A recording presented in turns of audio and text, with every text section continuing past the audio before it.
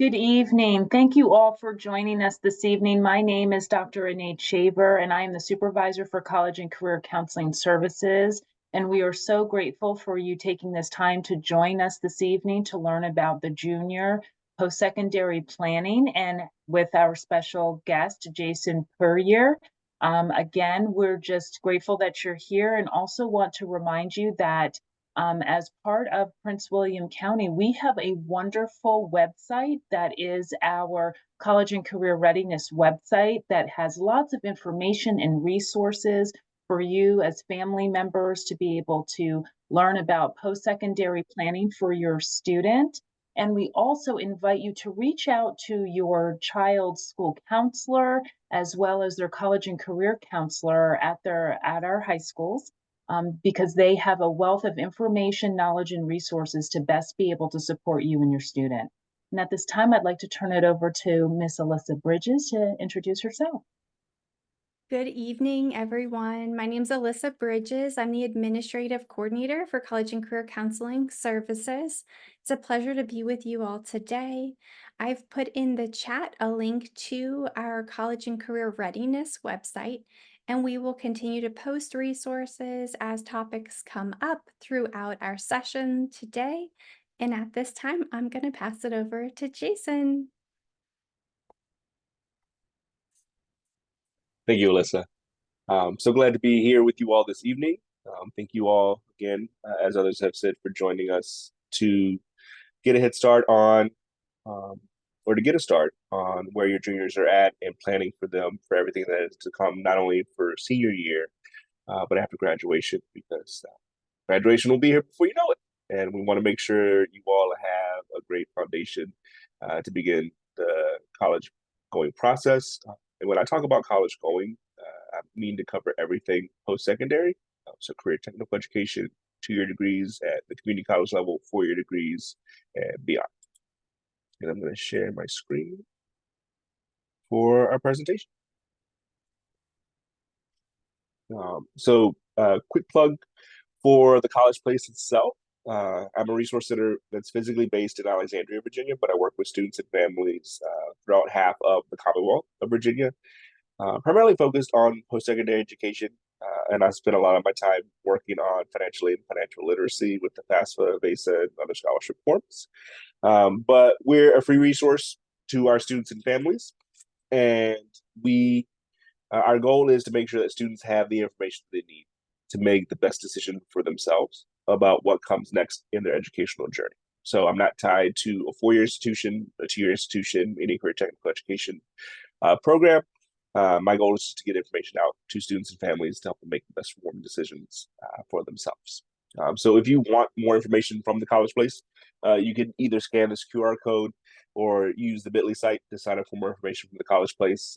I encourage you all, if you do sign up, please list the student's information first. Parent and guardian information is captured towards the end of the information gathering process for this, and I promise not to send too much out. There'll be the occasional email, maybe the occasional text message out to students, informing them about events, scholarship information, especially once you get to your senior year. So it won't be overwhelming in any sense in terms of the information, but this is where you go to get more information from the College Place. Presentation this evening on the ECMC side of things is titled College Action Plan for Rising Seniors. But again, the goal is to get information out to students and families for those who are about to complete their junior year of high school. And this is our agenda. So we'll talk about options after high school, the research that students and families should do together as planning starts to become more formalized, and you think about what steps will be taken after high school graduation. We'll talk about the academic review and things to consider as you think about the opportunities that may be available to the student following high school graduation, the different tests that may or may not be a part of this process, activities and things to consider on the student side of things, summer, fall, and spring tasks, depending on where the student is at in each of those different seasons of the year. And then last but not least, I'll wrap with an idea about what to do, or ideas about what to do from decision day and forward. So again, My goal is not to tell every student that they should go to a four-year college. That is the exact right path for some students. So I want to make sure they have the information they need to make the well-informed decision amongst the thousands of options they have in the U.S.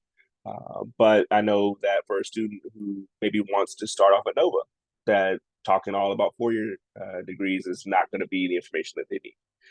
So we'll talk about two-year degrees, we'll talk about training apprenticeship programs, and we'll talk about students who may want to go to work right out of high school. And that's our first topic. Some students, because of the pandemic, because of life, because of family obligations, just because of where they're at in and of themselves, might not be ready to go to college in terms of a four-year institution right out of high school. And that's okay. I know that that is a place where many students may find themselves in the class of 2024, class of 2025. But what I do want to say for any student that's thinking about going into the workforce right out of school is that 80 to 85% of the jobs that will be available to you in your working career require at least some education beyond high school. So even though a job may feel enticing at graduation, do your research. See what credentialing you could gain to either make yourself more employable within that field, to give yourself a higher salary in terms of the position that you're in, and make sure there are no requirements that you're missing where you would hit a ceiling a few years down the road in terms of your career progression on that end. But for students that want to go to work right away, maybe there's an internship program that comes with college credit that allows you to find something because maybe the traditional academic route just doesn't work for you, but you're hands-on and you want training and education that lines up directly with the job that you want to do in terms of the career or a career that you enjoy. An internship could be a great way to meet in the middle of these two ideas. And an internship that provides academic credit is a great way to build in, especially where credentials may be required down the road in your career, so that you do get some post-secondary education, but it lines up directly with what you want to do with your career. There are, of course, college options. There are literally thousands that are available to students and families within the continental U.S. There's two-year and four-year options for most two-year degrees. We're talking about the community college level. There are a handful of junior colleges left in the U.S., but there are not many.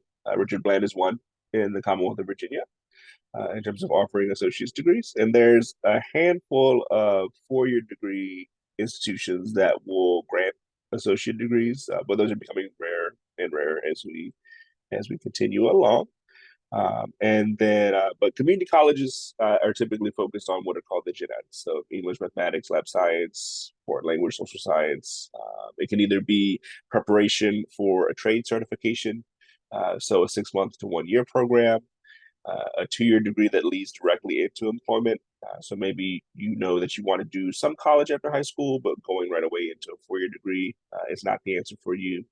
Then a community college program, a two-year degree, might be what you need in terms of getting marketable skills, a credential that will allow you to be gainfully employed and to make a good living for yourself.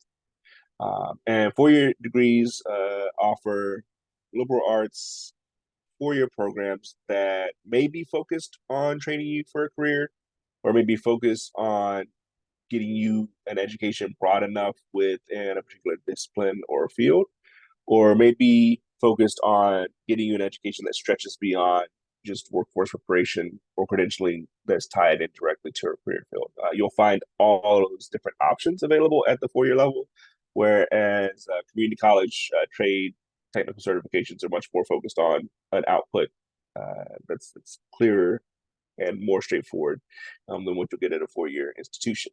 But there are a lot of options out there. So as students think about what comes next after high school, it's great that you're tuning in junior year, because a lot of the decisions that you're making this year will determine what opportunities you have in terms of what kind of decision you can make this time in your senior year.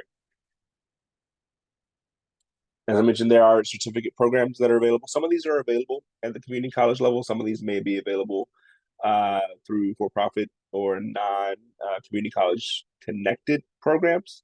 They're focused on career education. So literally, what are the skills that you need to do X, Y, and Z job? So they tend to be short term, a couple of months, maybe 6 months to a year, depending on the certification. I think about linemen and linewomen, people that work on power lines, and keeping us all connected in terms of our homes and businesses to energy. There's an 8-step educational program that those individuals go through in terms of continuing education. Those would be available through a certificate program like this, or possibly even through your community college, depending on how the program is set up. But this is for students who know they need some education, but would rather it tie directly into the work that they're doing. You won't take English, math, science classes as a part of these programs. The curricula may have some math, science, English built into it, but the program really is focused on what are the credentials, what is the education and information you need to do this job well. There are apprenticeship programs. Some are built up through the industry that you want to go into. Some have really competitive wait lists that you have to work your way through to even get a position into these apprenticeship programs, because typically they're built in to giving you the education that you need to do the work while you're working and getting paid within the field. So if you're maybe worried about paying for things while you're continuing your education, you want to go into a career field where you're working sooner rather than later, but you know that you need some education beyond high school to do that. An apprenticeship program combines all three of those things, where you're typically in the the the better funded apprenticeship programs, you're not having to pay for anything, and you're getting paid by these programs. Some programs have some fees that you have to pay. It's important to do your research before going in. And I think about underwater welder as a apprenticeship program. It's really competitive to get into.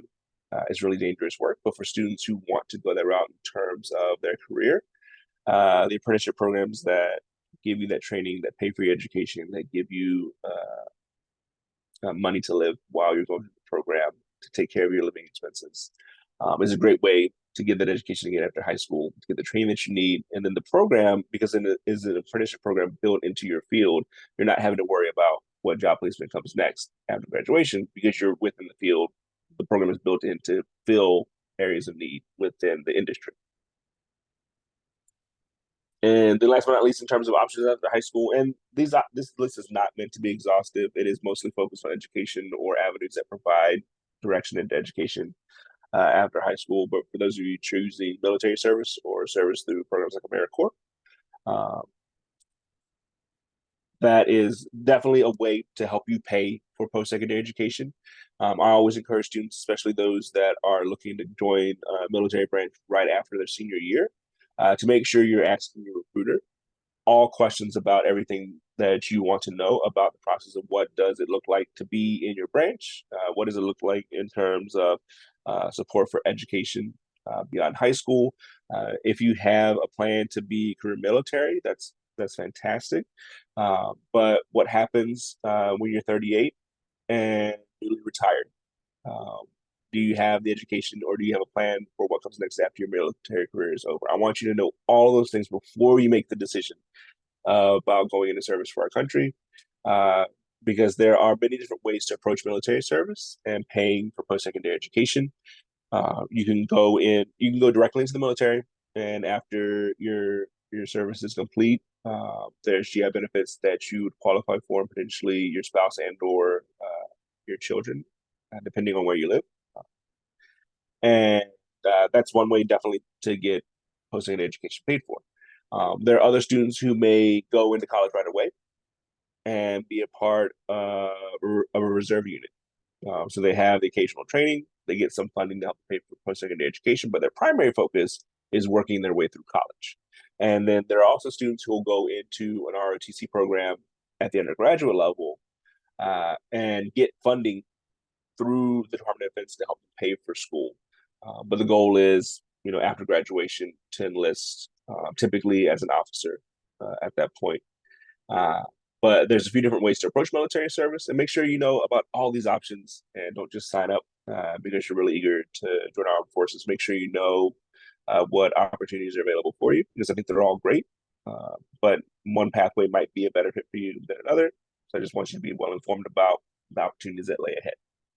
And through AmeriCorps, the benefits aren't quite as robust as military service, but they do give you educational benefits depending on obviously you completing your obligations in terms of their service requirements. But it's an opportunity to get out and see another part of the country, another part of the world, typically before going into college. But there are also AmeriCorps programs that will recruit you after you graduate from college. So same thing is true for military. I know a decent amount of students that went through their undergraduate career as civilians, and after graduation, weren't sure which direction to take next, and they ended up going into the military as a way to either use what they had learned educationally at the undergraduate level to get access to some educational benefits, or to find some stable employment longer term. But these are all great options. I just want to make sure that students and families are educated about everything that lays in front of you, especially from an educational standpoint, as you think and plan about what comes next after senior year, which is where research comes in. Students, if this is the end of your junior year and you haven't Googled one college, it's not too late, but you need to get started now. If your school district or your high school or somewhere nearby is hosting a college career fair, they tend to be lighter in terms of the numbers that are offered in the spring. But go, because typically these fairs are free. It's a great way to get yourself in front of a college admissions representative where you can ask them questions about what they're looking for, about their programs. If you're interested in trade certifications, community college, you can go and meet representatives typically from those institutions as well at a college and career fair. That's why it's labeled as a college career fair. It's not just for four-year institutions. More of these may be available virtually right now than in person. But whether you're going virtual or in person, visit and ask representatives about their institutions, about their programs, and get your questions answered as a part of this research and journey into post-secondary ed. Take a tour. One of the good things to come out of the pandemic is that it forced a lot of institutions to think about what to do outside of in-person visits. So the opportunity to visit somewhere virtually, the opportunities are much more robust than they were in 2019 and before. So even if you can't physically make it to an institution or a campus to visit them in person, take an online tour. It's not the same as what you'll see when you're in that space and in that place that you're doing research on, but it's a great way to get a sense of the institution, to see what they highlight through their lens, and to get a sense of whether or not it's a great fit for you or not. You can spend the day. This is especially important for those who are thinking about a career technical short-term certification before going into these programs or into the workforce. Look for job shadowing opportunities where you can see a day in the life of the practitioner to know whether or not it's a great fit for you. And this is good advice for anybody, no matter what level of education you're pursuing after high school. Say you always wanted to become a nurse, and but you get really queasy at the sight of blood. Nursing might not be a great fit for you in terms of your profession, in terms of what you be doing in the career field. But maybe there's something you could do tangentially in health sciences, in the health professions, that answers that urge to move in that direction after school. But you wouldn't know that if you didn't take that opportunity to shadow that person or those persons before making that decision about what comes next. You can take assessments, because maybe you're in a position where you know you want to get some education beyond high school, but you have no idea what that's going to look like. You're not sure what major or majors would be a good fit for you, and you're not sure where to start. Assessments can be a great tool to use. They're not perfect, but they can give you a good starting point. I don't claim that any one assessment is better than another. But if you're in a place where you're not sure which direction to take a few different assessments to see if if those answers are lining up across assessments. That can be a great indicator that, either because of the way your mind works, or because of your experience, or the education or subjects that appeal the most to you, that these areas or this area is a great fit. So take assessments. Many are offered free. Some will be offered through your high school or through your school system. So make sure you take advantage of those resources and get a picture. And this is good even if you know what you want to do. Either to confirm or say you're stuck between a few different options in terms of major career assessments can give you some clarity about which direction to take specifically. And create a resume. You can start doing that now. List your activities out and think about what's been most important to you. Colleges, universities will ask you questions about these activities as you move through the college application process. But from scholarship organizations to maybe getting a first job, thinking about internships, once you get yourself organized initially with a resume of your activities, it's a lot easier to either cut and paste from that or just submit what you have here for all the opportunities that will be coming up in front of you. CampusTours.com is a great place to take a virtual visit. You can go again either in person or online. Right now in the spring semester, it can be, especially once we get into May, it can be harder to get onto a college campus and see college students that are either not too focused in on final exams or before college graduations. So if you're not able to make it in person to schools that may be on your college list right now, take a virtual tour. Your high school may be offering some college visits coming up very soon, or maybe even this week. If there's opportunities for you to join those visits out to institutions, please visit, even if you don't think that a college is a good fit for you.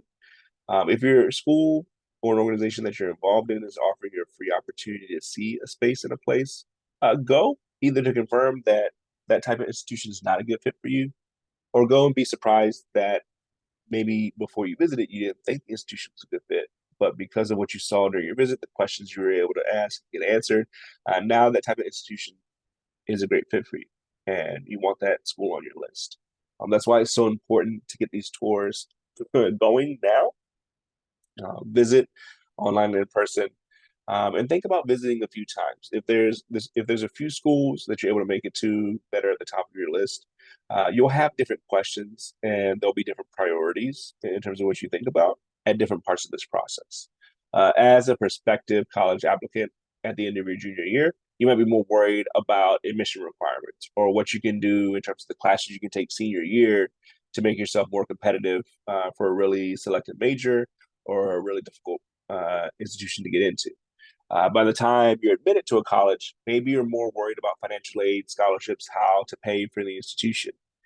And then once you're admitted, once you decide where you want to go, you might be more worried about, can I get face-to-face time with my professors outside of classroom hours? What does research look like? What do internships look like at the undergraduate level? You'll have different questions depending on the phase that you're in this journey. So especially since a lot of these opportunities are available virtually, take the opportunity a few times to revisit institutions, even if you think they're at the top of your list, to either reconfirm that they are, but also give yourself the opportunity to say that a school that you thought was previously a good fit for you might not be, the more informed you become about the institution. And that's okay too. You'll hopefully see that some colleges will go on your list and off your list as you work on building this list where you want to apply or possibly consider going after high school. But in terms of academics, especially for four-year institutions, this is where they start their process in terms of their review for admissions. Are you taking concurrent dual enrollment classes, college level courses? What does your curriculum look like in your high school? A lot of times students don't really think about that in the day today of being a student. I understand that because you got a lot going on. Prioritizing class time. If you're involved in extracurricular activities, you may have some home responsibilities. You might not have had a lot of time to think about this, but this is where, especially for more selective schools, they start the process. So if you're not aware of what your school offers, going to your college career counselor, to your school counselor, and asking them for your high school profile can give you a good indication as far as what admissions officers will see as they review your school, because that's what they use in this part of the process. They use your high school profile to see essentially what the lay of the land is at your school. They see if dual enrollment courses, AP, IB are offered. They look at what are the requirements at the state level for graduation, what programs are available. Maybe there's career technical education programs that are a part of the high school curriculum, and they'll take this information and see if you're a good fit at their institution. But there's no formula in terms of every box that you have to check off in this process. But there are general areas that colleges look for. The more selective they are, the less likely it is for you to see an average GPA. Some websites, some programs will publish information about institutions, but the word of caution there is that, especially for selective and highly selective schools, they tend not to have a published GPA because it changes from one admission cycle to another. But think about your high school, think about what's available and what you've taken advantage of. Because some decisions that you made, whether you've gone through a program to become a CNA in high school, you may have had to sacrifice some other areas in your high school curriculum because your schedule didn't align. Colleges will see that in your high school profile, but they might not, depending on how your profile is built. So what is the college looking for, and what do you have in way of your transcripts and what you've done academically in terms of your preparation for the program? Is it a good match? Is it a good fit? Where you exceed the requirements for a college university, that's a good sign. You've gone beyond what they require. Where you meet the requirements, but it might take a few additional courses senior year and good performance there. That gives you goals to set. And then for institutions where you're not sure that you meet the requirement, or it looks like you're far away from the requirements for that institution, that's not to say you shouldn't apply, but maybe that's a reach school for you in the admissions process. So don't have all reach schools on your list as you build your list. During the pandemic, a lot of colleges and universities went test blind, or did away with standardized testing as a part of the admissions process. Some institutions have gone back to requiring standardized testing as a part of the admissions process, but check with the school. If you are not a good test taker, and maybe by the end of your junior year, you've taken the SAT or the ACT once already, and you're not happy with your scores, look for schools that are test blind or don't require them to be submitted, or give you the option in the admissions process. And if you're looking at the average of the scores, and maybe you're 50 points below the average for the SAT in terms of the range that they give for their average scores, so you feel uncertain about submitting that, if you're in that place, might be favorable not to submit them, especially if your academics speak more to your preparation than standardized testing does. But you've got some time to take both tests, honestly, at least twice between now and early fall in your senior year. But if you haven't signed up yet, you're pushing up against some deadlines for the spring test. And there are some tests you can sign up for going into the fall. One word of advice here is to not overdo it. I've been in college access preparation work now for a while, and I know that sometimes, especially seniors, can overdo it in terms of standardized testing. Beyond the third attempt on the SAT or ACT, the results tend not to change much. And if you're looking at a 10-point change on SAT or a 1 or 2 point change on the ACT, it's not worth your time at that point to continue testing, especially if your academics say more about you, what you've done over the course of 4 years in high school in terms of extracurricular involvement. Focus that energy, and especially if you're spending money on each additional test, focus that elsewhere in this process. It's not an end-all be-all. For some schools, it can be a make or break, but this is why research is so important in this process. Because what are you involved in high school? There's no right or wrong thing to be involved in terms of extracurricular activities. But I want you to think about all these different areas as a part of building your extracurricular resume for the college admissions process, for scholarships, for possible internships down the road. What clubs or organizations are you involved in at your high school? Are you involved in student governance? Are you involved in an affinity group based upon your identity, based upon things that are more salient to you, like cultural, folkloric dancing, These are all activities that are clubs that may be sponsored by your high school or through a local civic organization or entity. And colleges and universities want to see this. They want to see what you've been engaged in outside of the classroom. So if you've been involved in these activities, think about what's been most important to you and list from there. And it might be the activity or activities that you've been most involved in over the course of a number of years or most number of hours a week, but they might not be. And that's okay, because typically when colleges and universities are asking you about this information, they want to know what's been most important to you, whether or not you spent the most time doing these activities. This is where sports also come in. For any aspiring collegiate athletes, you want to make sure you get registered in the NCAA clearinghouse to get that process going. And in terms of D1, D2, D3, have conversations with coaches, because there will be different scholarship opportunities depending on the level that you're talking about. Division one primarily is based on athletic scholarships. They can be full rides, but they might not be. So ask coaches questions as you go through the process in terms of what's being made available there. D2 is a mixture between academic and athletic scholarships. And then D3, there are no athletic scholarships, but there are academic scholarships that coaches are able to offer to student athletes.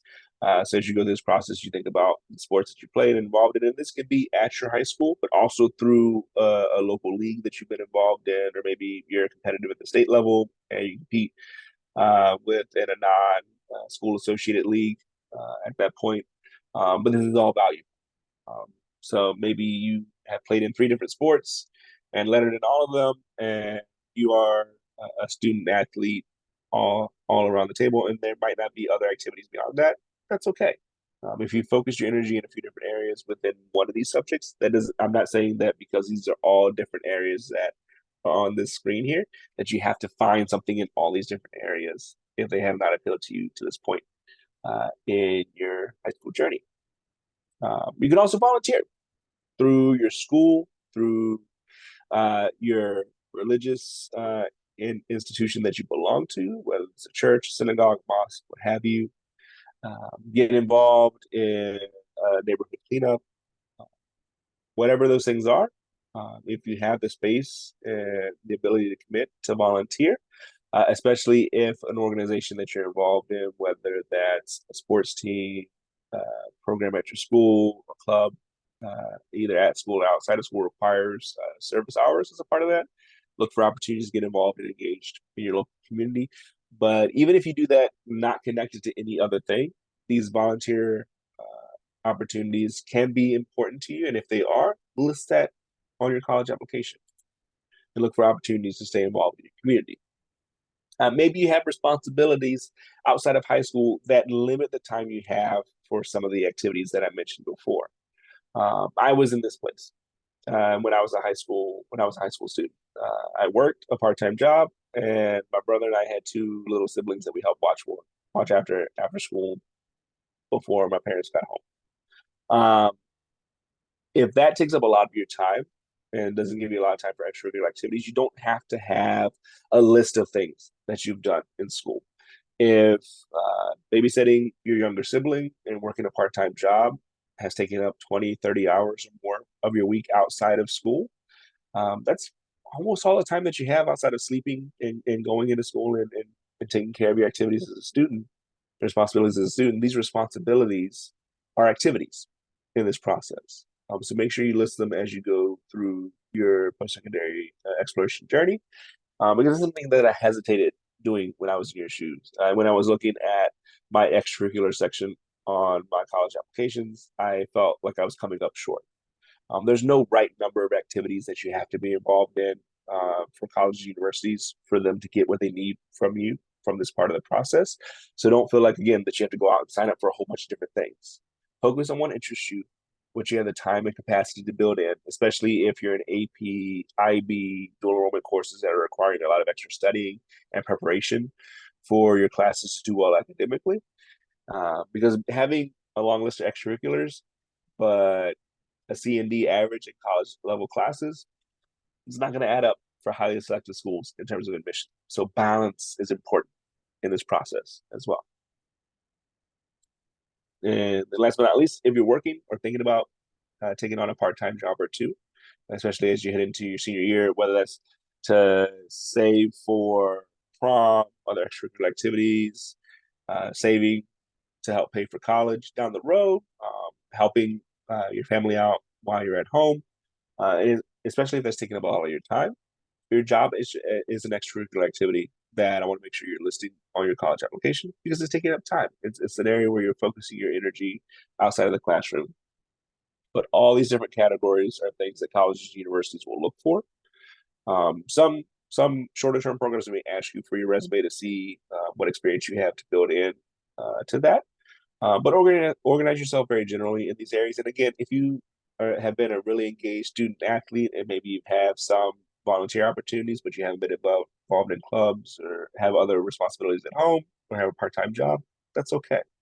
The same thing is if you've had a part-time job and it's taken up a lot of your energy outside of high school, so you haven't had time or space for any of these other four categories, that's okay too. Make sure you're sharing that as a part of your college admissions journey because it's something that colleges look for, but there's no box that you have to check off for any of these areas to be a compelling applicant for admission, especially for highly selective institutions. They just want to know where you've dedicated time and energy outside of the classroom and what's been most important to you as a part of that process. When it comes to the summer, there's things that you can do. It's not just an opportunity to sleep in late or to hang out with friends or um, to just do you during the course of the summer. It's an opportunity to get organized, whether it's taking on a part-time job to gain new skills and experience and save money as you work through the post-secondary journey. Getting an internship that gives you insight into that career field that you're thinking about going into, that major that you're thinking about studying. It gives you the opportunity to build a network early on in your discipline or your field that could be beneficial when you're applying for admission, maybe when you're applying into an internship program once you're in college. Having that ahead of time, it can be a great thing. I know there's opportunities through Prince William County Schools for you to get access to some of this prior to graduation. So please utilize your school resources that are being made available to you if you're curious about this. Volunteer.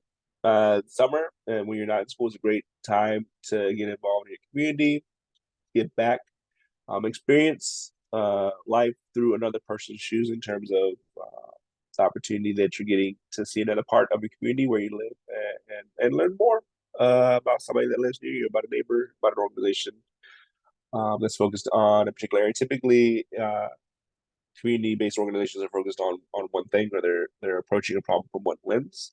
So it could be community cleanups, and that gives you the opportunity to be outside in nature or just getting fresh air as you work on beautifying a neighborhood or beautifying a space. So it can be that specific.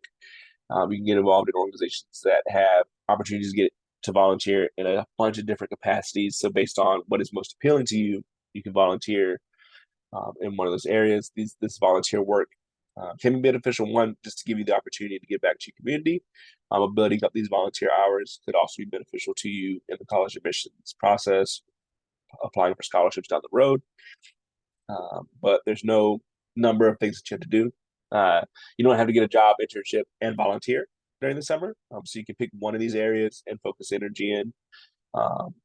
Pick one of these areas and focus energy in each month of the summer between junior year and senior year of high school. But this is also a great time to work on your college list. By the end of your junior year, you may have a college list that has tens, I hesitate to say hundreds of schools on your college list. But you can have a really long list by the time you get to the end of your junior year. The summer between junior year and senior year is a great time to do some more research, to take those virtual tours if you're able to go in person. The college campus won't be the same as it is during the academic year during the summer, but there are still classes happening on college campuses typically during the summer. So you can still visit, get a sense of what the institution offers, and whether it's in person or virtual. Use this time if you're working on this list during the summer to cross schools off your list. Try as much as possible, unless you only have one school on your list at the end of junior year. Try not to add too many schools to your list during the summer, but it's a great way to build a working list of the schools that you really want to focus in on by the time you start your senior year. And this is true even for students that want to go the short-term certification route after high school. Have a trade school or two, have an apprenticeship program, and have your local community college on your list. And focus in on those 4 institutions and do your research as you go through the summer. So your list doesn't have to be as expansive as a student that's going and looking at a bunch of different 4-year institutions, but no matter which direction you're taking after high school, you should have a college list of some sort focused in the direction that you want to take after you complete your high school journey. The summer is also a great time to look for scholarships. There are some programs, especially for students who will be the first in their family to go to college or who may have significant need in the financial aid process, to get involved with some scholarship organizations over the course of the summer. Jack Hick Cook, Questbridge, Posse, Coca-Cola Scholarship are a few of the programs that may have some opportunities for you either to start working on scholarship applications now as you go into your summer, or they may have opportunities to get engaged with them early on before their applications are due very early in your senior year. These are nationally competitive scholarships, and if you think you're in the running for some of these scholarships, the reason that I mentioned them now, going into the end of your junior year, is because some of these applications may be due before your senior year starts, or they may be due very early in September, October 1st. That's not a lot of time to ask for recommendation letters from your teachers or school counselors if some of these scholarships are on your list in terms of ones that you want to apply for. Talk to your school counselor before you leave at the end of your junior year. Make sure they have plenty of time to help you prepare for this process, that they can put together a really well thought out, well written recommendation letter that focuses in on what you need to be competitive in this process. Maybe there's some interview prep that they can do for you for these organizations to require interviews as a part of this process. But get organized early and use your summer to look for scholarships. Make sure you're searching, that you apply, and don't just rely on financial aid to give you the money for one institution. You can do work yourself in this process. You can also start working on your college essay. A lot of colleges, universities, scholarship organizations will ask you for a very general, who are you? What do you want to study? Why do you want to pursue post-secondary education type of essay? So if you use your summer to compose 1 or 2 of these essays, maybe 500 to 600 words, to talk about you very generally, what your educational goals are, what you're hoping to get out of the educational process at the next level, and your authentic voice comes out of this, you can then retool that 1 or 2 essays for every part of this process, from college admissions applications to scholarship applications, to preparation for interviews, going through more competitive processes. Get feedback from your school counselors. They may not have the capacity to respond a lot during the school year, but they may have more time during the summer. Maybe it would take them a few weeks to get back to you because they may be on vacation or taking some additional credentialing during the summer. But give yourself time. Ask your friends to read your essays. Ask your parents to read your essays. Once you get back to school very early on in your senior year, ask your teachers as well, and pull from these different perspectives, because there's no right way to craft these essays. But what we want you to get out of this process is to make sure that your voice is coming through and an adequate representation written as to who you are and what your goals are for the next step in your educational journey. Get organized. Some students are really unorganized. Some are uber organized, and a lot of students are in between those 2 places. But use your summer to plan, to get yourself organized, whether or not you're visiting campuses virtually or in person. But set dates for when you want to meet goals by, for students or for parents that are listening in for your students. This is a great area of space for parents to be involved in. Students, add calendar invites to your phone, to your calendar, and add your parents in to make sure they can help hold you to the goals that you're setting. Parents, this is one way you can get involved. You'll probably still stress your kid. I was going to say without stressing your kid, but that you can help them work through this process so that it doesn't become so overwhelming for them. Because for the students, if they're waiting until the last minute to get these pieces together, this process can very quickly become very overwhelming and cause students to stop out completely. And that's what we don't want at any phase of this process. But students and parents, talk about what your goals are over the course of this summer. And we'll talk a little bit more about this further in this presentation. But this is a great time for students and parents to get on the same page about what comes next after high school. If you're not sure about how to get organized, we've got some resources on our website. I know your school district has resources on the website as well. And these are all free. But this is one way to help get yourself organized as you go through the process of what comes next. When the fall starts, you'll notice that things start coming up a lot quicker and a lot faster than you may have felt during the summer or going to the end of your junior year. And while time is moving the same, technically, because so much is built into this process, into the fall of your senior year, deadlines become much more condensed, and you come up to one deadline after another very quickly in quick succession in your senior year. So once you start in August, your senior year, take time to finalize your college essay. If you already started over the course of your summer, or maybe even towards the end of your junior year, your college essay, you'll want to, in very early September, make that the last edit or edits that you're doing in this process.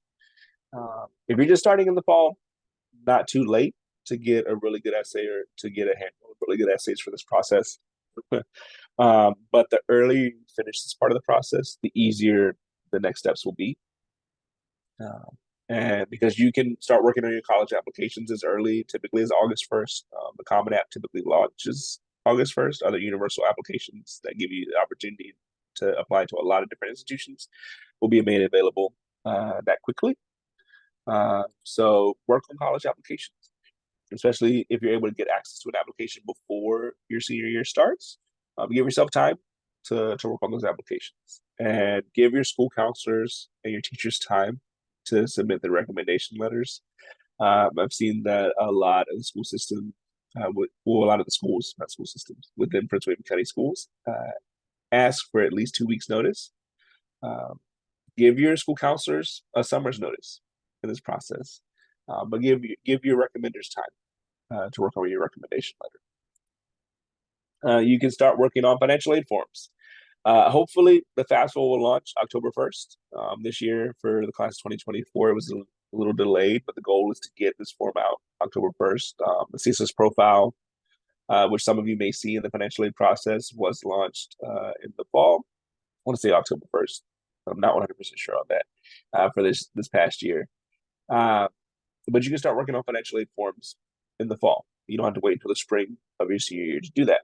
And the reason this is important is because there may be a priority financial aid deadline of December 1st, December 15th that you need to meet, which is in addition to your college application. These financial aid forms are due in addition to the applications for admission that you may be submitting.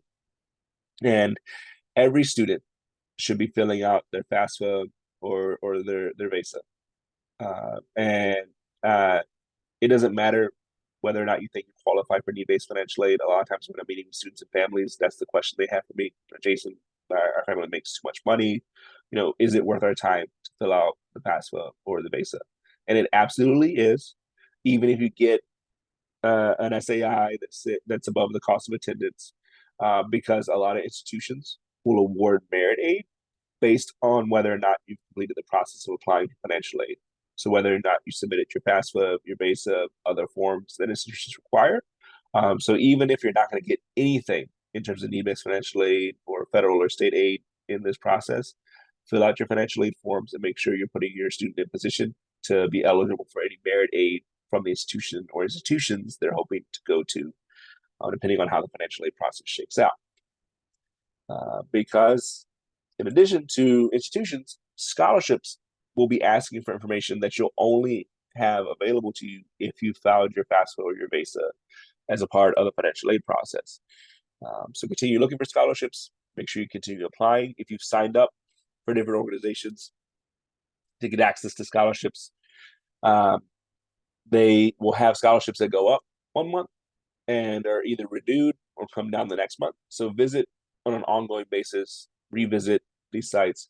And if a scholarship is available in June, And then again, it's available in July, August, September, so on and so forth. Apply every month, especially if there's no limitation on you applying. Go in and reapply for these shorter term scholarships as well. And pay attention. And this is especially true for students. And parents, this can be where some of your frustration starts to build in this process, because colleges and universities prefer to communicate directly with students. So a lot of the follow-up information, a lot of deadline communication, a lot of missing pieces, information, emails, phone calls, text messages, those are sent directly to students. Occasionally, parents will be looped in to some of these parts of the process, but for the most part, this is where the student has to take ownership of this part of the journey, because schools are sending information directly to you. There are some places for you to share your parents' information for them to get duplicate information, but make sure you're keeping up with your email. If you are using a school-based email address in this process, I would encourage you not to, for a few different reasons. But one, because by the time you get to typically June, your high school email goes away. So if there's an orientation, follow-up scholarship information that's being sent to a now dead email address, I don't want you to lose that as a part of this process. So if it's creating a new email address, Gmail, Yahoo, what have you, create that email address and build it specifically to receive all your college, financial aid, scholarship information in one place, so that you keep up and monitor the communication that comes your way throughout this process. Another worksheet to keep yourself organized. And again, if you use our resources, great. If you have something else that you use, fantastic. But keep yourself organized as you move through this process. It's a way for students, for you to keep your parents informed and engaged as far as what your goals are, what you're thinking, what your deadlines are. Parents is a great way to help your students stay organized and on top of things so they don't become too stressed out as they work through this process. In the spring, typically around this time, the only thing students are considering is where they want to go to school. So once we hit April of your senior year, it's an opportunity to celebrate where you've been admitted, especially for students that are admitted to their top choice school. I want to encourage you not to commit right away before you see financial aid offers, what other institutions may be able to offer you. It might not match up to your top choice school. You may end up deciding to go there. But I say that because I want you to review your financial aid offers. Look at your financial aid award letters, look at the cost of attendance, see what schools are offering you. Make sure that what they're offering you is not just for your freshman year, that it's going to be made available to you every year that you're enrolling at the institution. Check to see if there are requirements for you to maintain that scholarship or that academic opportunity that's being offered to you. Think about what your best fit is. And your top choice school all throughout your junior year, senior year, college admissions process, applying for financial aid, may be your top choice best fit. But maybe your financial aid award letter changes your mind. Maybe that virtual in-person visit at due minute changes your mind. Or maybe it doesn't. Maybe it confirms everything you've thought all the way through the process. So for the students at that point, we need to focus on what's best for you to allow you to complete your credential in time or in a shorter time frame, and that you're able to afford it. You'll want to make sure you make your decision. It's typically true that you'll make this decision by May 1st. This year for the class of 2024, some schools have pushed that deadline out to May 15th, June 1st. But you'll want to check with each institution to make sure that you know when you need to make your decision by, and place your deposit or request a waiver for this deposit.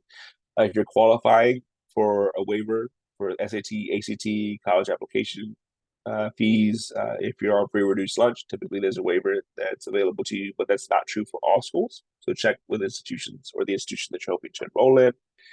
And last but not least, keep your grades up. For wherever you decide to enroll, they'll get your final transcript from your high school. And a final transcript, it might not change your admission decision, but it could change a scholarship offer. It could change an academic or merit program offer at an institution. So if you need any reason to not let senioritis slip in around this time of senior year, that's it.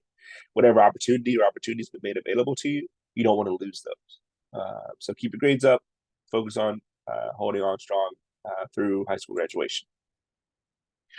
This is another worksheet to help you make your decision. Again, I really want to emphasize that the best fit school academically might not be the best fit school financially, or it could be, or it might not be the best fit based on location, or maybe your major is a delayed entry program, so it's not the best fit for where you want to be your freshman year of college. You want to think about all these things. But when it comes to the decisions, most of this worksheet is focused on the cost of attendance, but factoring out grants and scholarships and focusing on what is your cost after the $3 in this process, so that you can make your decision by May 1st. And there are things to do after decision day. This process doesn't stop. So you want to sign up for orientation, whether it's going in person or virtually. You may get attached to an advisor very early on in this process and have the opportunity to register for courses. Typically, this is in the summer following high school graduation. But some orientations come up a week or two after high school graduation, so it can be very quick in this process as well. Make sure you stay on top of those emails where information is being communicated to you. There may be a housing deposit that you have to pay, or that you may have to request a waiver for. And sometimes these are the same as the admissions deposit.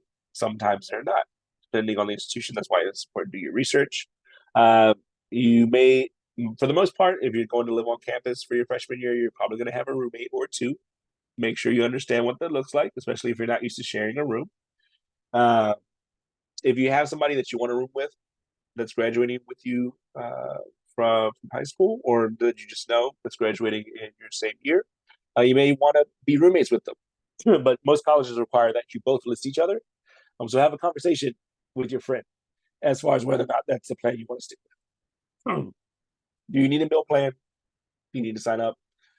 For one, some colleges require you to do that if you're living on campus for your freshman year. Make sure you understand what that entails.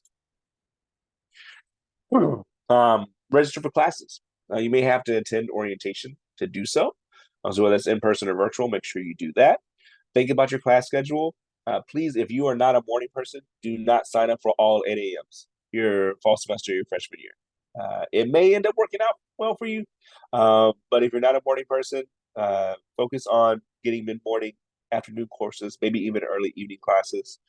Colleges and universities offer courses at times that stretch before and beyond what your high school has in terms of how they structure what's available to you from an academic sense. So focus on your fit there too.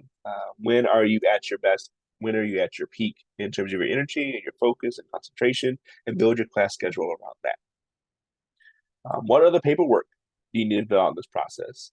What financial aid information do you need to follow up on? What scholarship information do you need to submit over the course of your summer? What student loan promissory note do you need to sign?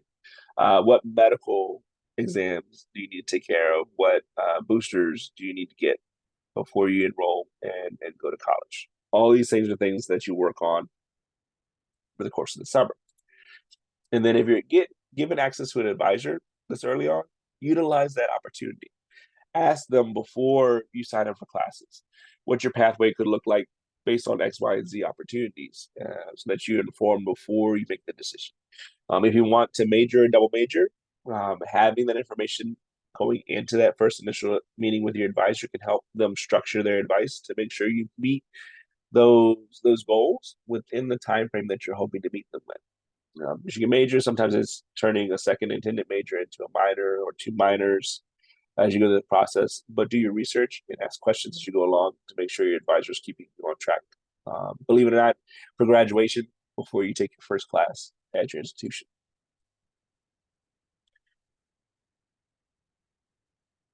And again, for the summer, between senior year of high school and your freshman year of college, that's an opportunity to do some things, whether it's work to gain new skills, save money, whether it's travel for volunteer service experience, or just new experiences on your own. It's an opportunity to budget, especially for students that are not used to managing money on a day-by-day basis. Parents, it's another area for you to get involved. If your students are not used to managing money, show them, at least in a limited sense, what it looks like on a month-by-month basis to take care of things for the home, whether that's what it takes to pay for all the food that everyone eats on a month-by-month basis, or what it takes to keep up with all of your bills for electric, your phone bill, internet, what have you, insurance. So they get a sense of what things they may need to take care of once they reach that age and once they enroll in college as they become adults. Think about what communication is coming in. Make a plan for how you're going to keep track of everything so you don't miss anything between your senior year of high school and your freshman year of college. If there are any housing, meal plan agreements that you need to sign, anything else that's involved in this process, keep up with that and don't lose track. If there are payments that you need to make as a part of installment plans that maybe parents are in a position where they're very generously able to do some installments to help the student pay for their education. Sometimes those installments start during the summer before classes or as classes begin. If there's additional paperwork that you need to follow up on for financial aid during the summer, it's a great time to take care of that so that you can start your fall semester in good standing. And then make preparation for move-in. Don't be like me. I was finishing packing the day that my parents moved me in to my dorm room for my first year in college. Don't do that to yourself. It makes already stressful time more stressful. So make a plan for what you want to take with you. Pack early and make sure you read through your roommate agreement. Typically, you have to sign one before moving in.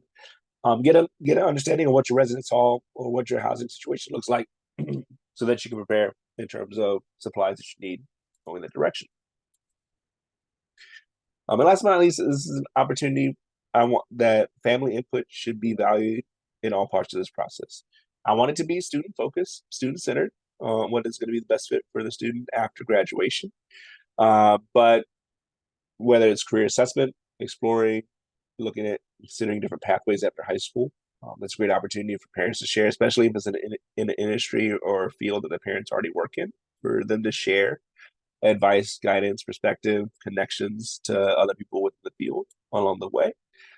It's a great opportunity for students and parents to spend some time on the road if you're going to visit colleges in person, to talk and to have conversations about what the best fit is from an academic sense, from a cost sense, from a distance from home sense. Sometimes students and parents are very far apart on what they consider the best fit in these areas. So I want you all to come together as a family in terms of making this choice. And talk about a plan for what comes next after high school. A lot of times I've run into situations either where parents have been very hands-on in this process, so they know exactly what their student is thinking and planning. And I run across parents who only get involved with their parents or when their students ask them to, or parents that because of job or other responsibilities don't have the time or capacity to be as engaged. This is where I want to encourage you to get more engaged with your students in this process, and for students to invite your parents in this process, especially if you're hoping for their support in terms of financial aid or paying for school. You want them involved in this process and to feel engaged and to feel like you're valuing their input as well. But talk about what comes after high school. Talk about a career. Talk about whether or not the finances of your top choice or your top choices are going to work out. And if they're not, what can you as a student do for scholarships? Possibly what can parents do in terms of installment plans or saving between now and senior year. But have an honest conversation about what's realistic from a pricing standpoint, because I don't want students to go in to a college admissions process thinking that schools are on the table when from a financial standpoint they might not be. So have those conversations before, during, and after admissions so everybody can stay on the same page as you move through this process as well. We have different checklists through our website. If you have your opportunities book, they are in your opportunities book for both junior and senior year. It covers freshman, sophomore, junior, and senior year from our end. But this is a great way to kind of segment this process, because maybe you're feeling really overwhelmed. As a student, for me, oftentimes I felt like I could only focus on one day or 1 week at a time in this process. So checklists like this really help, because then I can focus in and narrow in on one thing at a time instead of looking at the whole big picture and getting overwhelmed.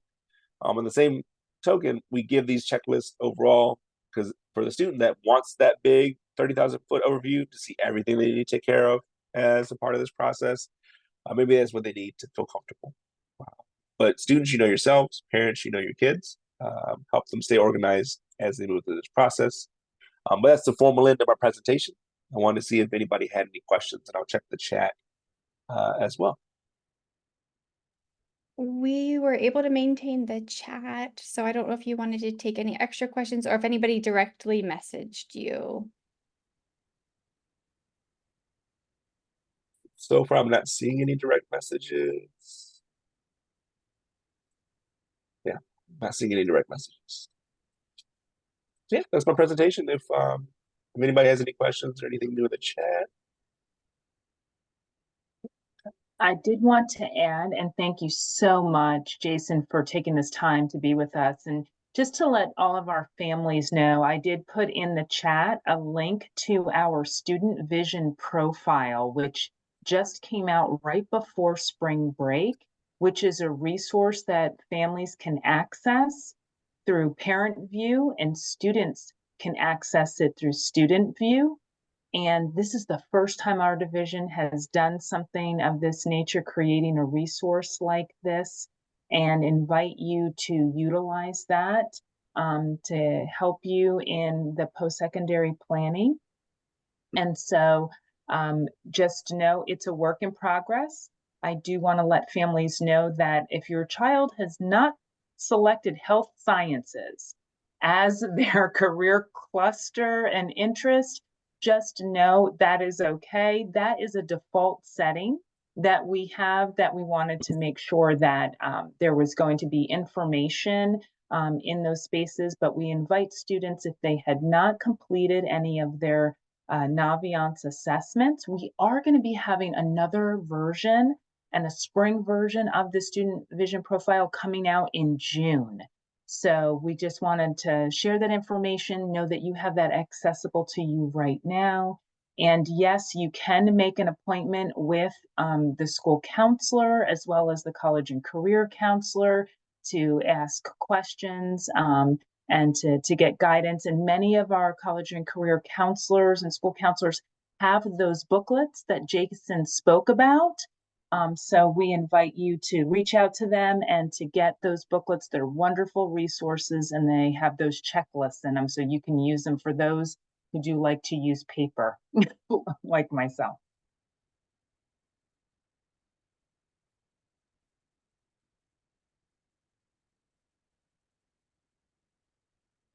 So there's a question in the chat. Is there a special process to obtain recommendations other than asking teachers? And in Prince William, each of our schools have a process through their counseling department and through Naviance for students to ask for teacher recommendations. And most importantly, it's important for students to reach out to those teachers who really know them and can tell their story and give a perspective that admission counselors may not know about the student. And so it's also important, as Jason said, to make sure there's enough time for teachers to be able to write those letters of recommendation for those students, so it can really help support them in telling the story of who your student is or who you are if you are a student listening in. So give everyone time. They may ask for some information to help them share a little bit about who you are. So again, time is definitely helpful in that process.